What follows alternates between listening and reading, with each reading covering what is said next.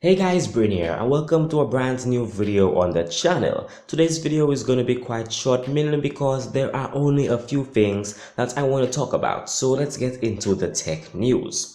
Corsair has revealed its very own gaming PC. Corsair, company most well known for its PC parts, released its first complete gaming computer this week called the Corsair One.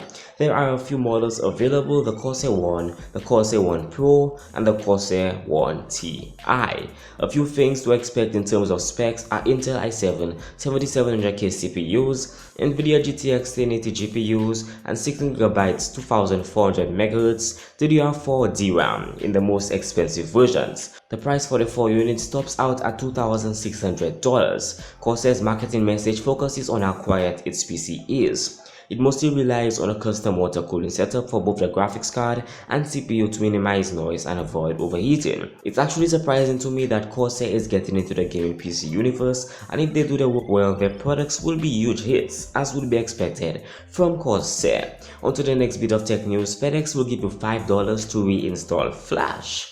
Yeah, if you head on over to the company's online printing portal, you'll be kindly instructed to re-enable Flash in Chrome or Safari settings, or install it again if you've purged it from your machine. As a thank you for your patience and for being a valued FedEx Office customer, please use FLA 726 as your checkout to receive $5 off on orders over $30. That's what the offer reads on their site.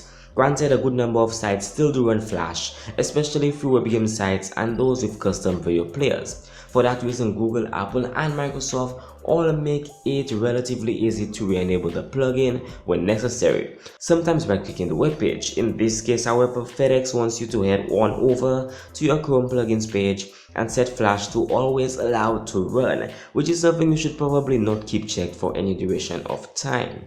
Now on to more interesting news. Here's something that hits a little bit closer to home. YouTube is facing a full-scale advertising boycott over hate speech. More companies are pulling advertisements from YouTube over Google's inability to ensure ads won't appear next to hateful and offensive comments. The Wall Street Journal reports that YouTube videos centered around racist, homophobic, and anti-Semitic views are still scooping up ads from brands like Coca-Cola, Amazon.com, and Microsoft.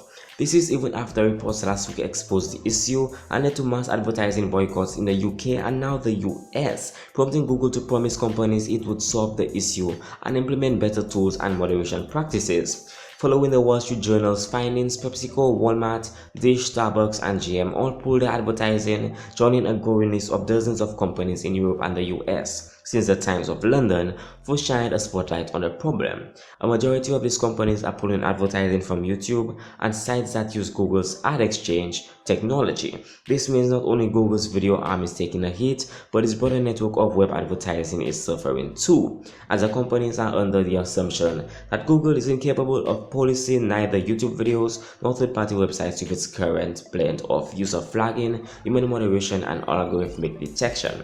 And okay, I can see where the companies are coming from, but it's not completely YouTube or Google's fault. Then technically, as far as I know, there's no way for YouTube to filter through all the videos on the site and determine which videos have hate speech and which videos do not, apart from users flagging the videos or YouTube workers actually seeing those videos. It will take a long time before YouTube can actually filter and clearly filter all those videos. I guess it may be easier to figure out which sites are unsafe on Google because most of the content on most websites is text. But this story is getting more and more interesting by the day. And now our final story. Dell just showed off an 8K monitor, but it costs $5,000. Dell announced its 32-inch 8K desktop display, the UP3218K, and I don't know how these companies come up with the names, and they showed it off at CES this year, which promises a resolution of 7680 by 4320 with a pixel density of 280 ppi. Today that monitor is available to order through Dell's website for $4,999.99. It is expected to ship on April 14th. Dell thinks people who work in photography or other highly visual areas might be tempted to buy it. The monitor is usable in the sense that it's not super bulky and it can be adjusted to tilt, swivel, move up and down, or turn.